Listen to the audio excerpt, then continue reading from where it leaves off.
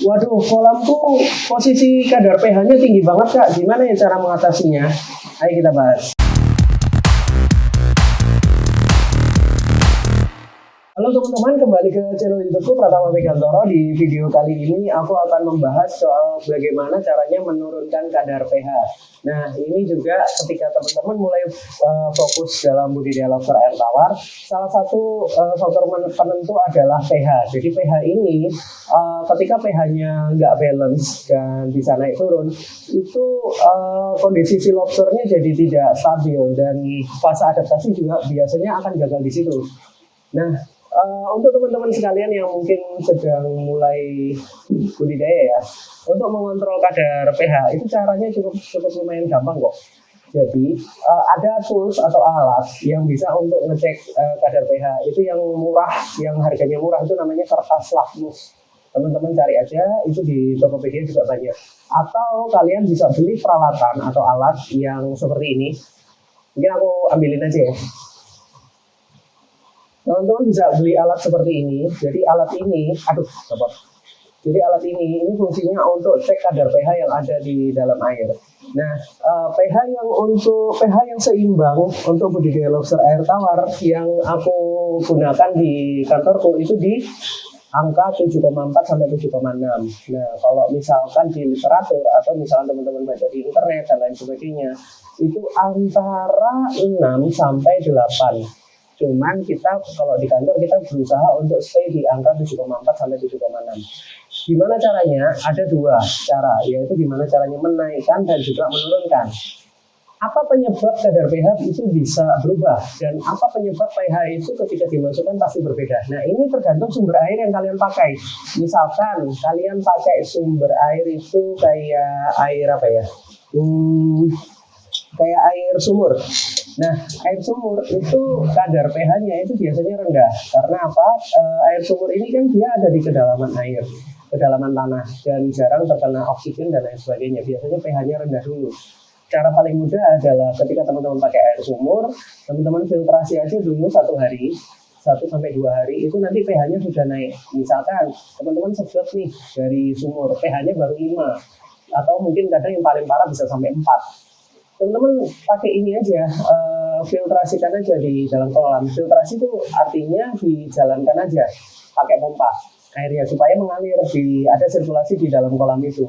Nanti biasanya agak naik, cuman setelah 1-2 hari dia akan stuck di poin seperti itu. Misalkan dari 4 bisa jadi 6, terus dia nggak akan naik-naik lagi.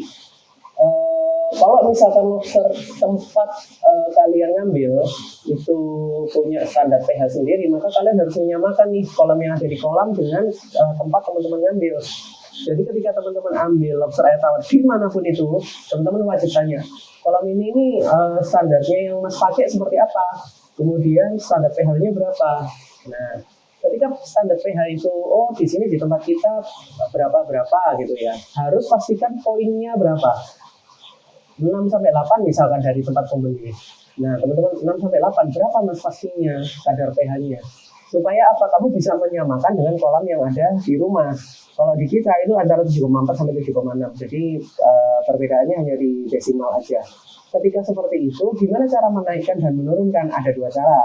Kalau misalkan ingin menaikkan kadar pH, teman-teman bisa sebar dengan garam ikan, atau bisa carilah di toko-toko ikan itu murah kok. Harganya juga paling mahal paling sekitar Rp12.000 untuk satu garam ikan gitu. Atau teman-teman bisa cari yang namanya garam grosok. Tapi kalau garam grosok itu kurang lebih relatif tidak ada takarannya ya untuk garam grosok. Jadi paling aman sih memang pakai garam ikan. Nah, kalau misalkan untuk menurunkan kayak gimana mas? Kalau mau menurunkan kita pakai larutan daun ketapang, atau teman-teman bisa beli daun ketapang aja. Atau bisa cari deh, mungkin di sekitar lokasi atau di sekitar rumah kalian itu ada pohon ketapang. Kalian ambil daunnya aja. Jadi dengan pakai daunnya aja, itu nanti yang sudah kering, teman-teman bisa cemplungin aja. Teman-teman bisa masukkan aja ke dalam kolam, itu sudah cukup. Nanti kondisi kolam kalian secara relatif ini nanti akan berubah warna jadi agak kuning-kuningan.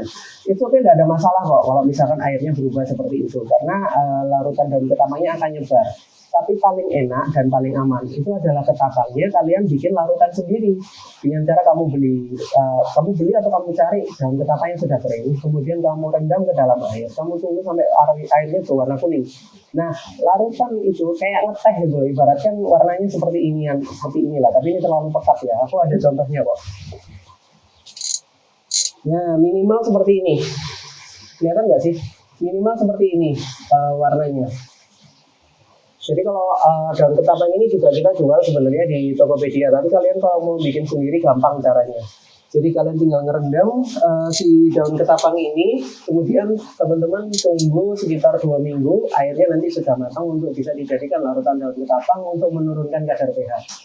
Jadi seperti itu video kali ini, dan itu dulu. Kalau misalkan kalian ingin bergabung sebagai mitra kami di Budidaya Lobster Air Tawar, kalian bisa klik di www.budidayalobsterairtawar.com atau teman-teman bisa cek nomor admin kita di sini. Jadi gitu dulu, see you next time, bye.